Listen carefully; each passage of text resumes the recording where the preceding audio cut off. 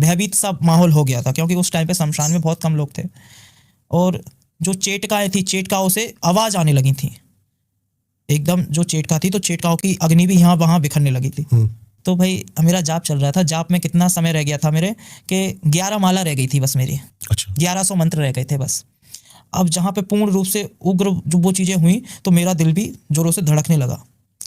जहाँ थे तो गुरुजी ने कहा कि बेटा डरना मत, क्योंकि जो भगवती तारा आती है तो स्वयं भयभीत वातावरण हो जाता है, क्योंकि इतना ज़्यादा उग्र रूप रहता है उसका कि हर कोई सहन नहीं कर सकता है। अब भाई भगवती जहाँ 11 माला हुई, स्वयं अग्नि रूप में अर्थात शमशान की चेटका पे भगवती प्रत्यक्ष रूप में खड़ी, अग्नि स्वरूप में। क्योंकि देखिए भगवती स्वयं एक कलयुग है, कलयुग में किसी को भी प्रत्यक्ष दर्शन नहीं मिल सकते हैं, प्रत्यक्ष दर्शन मिल ही नहीं सकते हैं। आप जो कहते हैं मैंने प्रत्यक्ष दर्शन किए, इतना क्षमता ही नहीं है, पहली बात इतनी क्षमता ही नहीं है कि वो आप देख लो और तारा के दर्शन कर लो, आप मरी जाओगे। बेग ही इतना है कि प्रचंड है भगवती।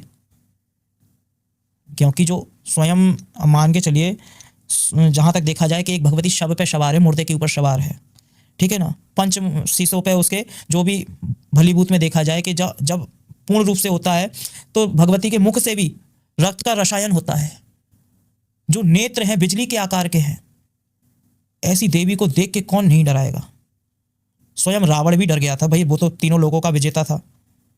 अब इस प्रकार हुआ, और जहां भगवती पूर्ण रूप से अग्नि आकार में अपनी आई तो एक हाथ में खड़ग, खप्पर, मुंड पूर्ण रूप से सुशोभित थी, पूर्ण रूप से। हाँ, यहाँ तक कि एक एक पैर का घुंघरू भी दिख रहा था। ओके। जो पैर में उनने पजेब पहनी थी वो भी दिख रही थी, अग्नि स्वरूप में। अर्थात देखो, मेरा कोई झूठ बोलने का उद्देश्य नहीं है और ना मैं झूठ बोलूंगा। जो मेरे साथ में हुआ, मैंने जो साधना की, तो आज भगवती की इतनी कृपा है, कभी भी तंत्र में पराजित नहीं हुआ हूं।